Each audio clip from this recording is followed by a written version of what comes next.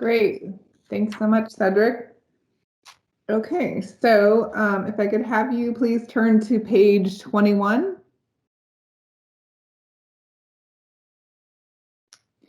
Perfect. So this criteria is criteria number 5, employment or volunteer opportunities. This criterion is to encourage employment or volunteer opportunities for residents to take part in the project.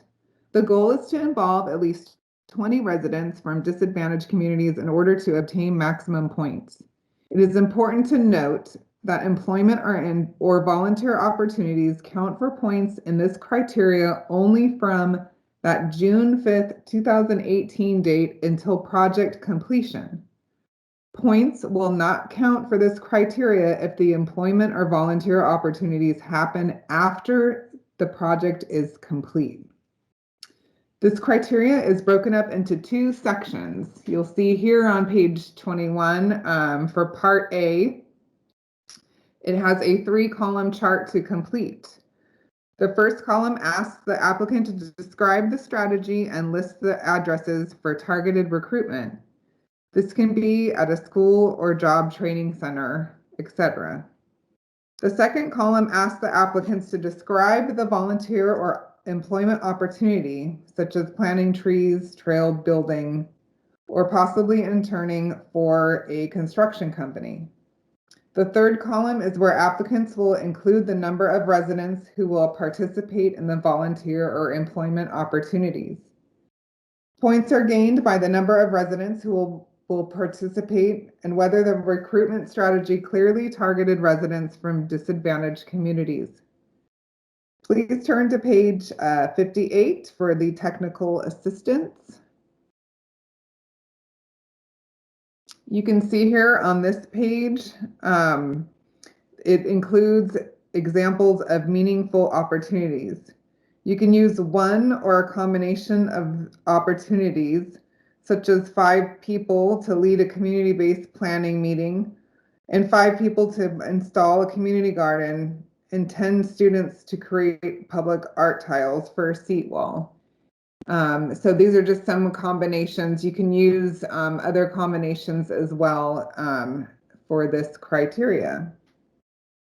Okay, so if I can have you turn back to page 22.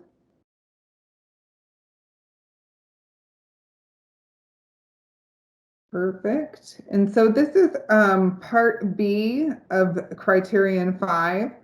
Part B involves contacting the Conservation Corps and the California Association of Local Conservation Corps to discuss project feasibility. A link to their consultation form is available on the RRT program's website. There is also a 4-column chart to complete, which includes feasibility, agreed upon services, costs, and an explanation for declined services offered by the Corps if applicable.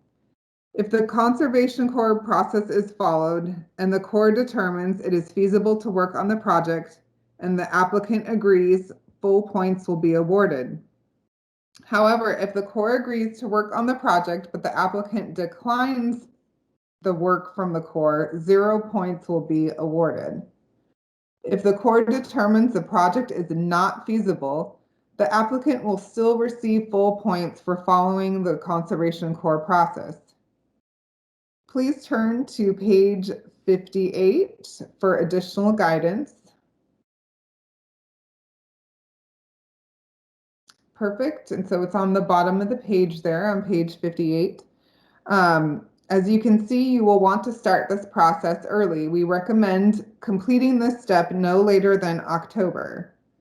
The best way to get a cost estimate is to have the Corps identify the estimated crew numbers, hours, and the salary and fees. Please use the chat feature if you have any questions about criteria number 5A or B. So now I will hand it over to Nikki.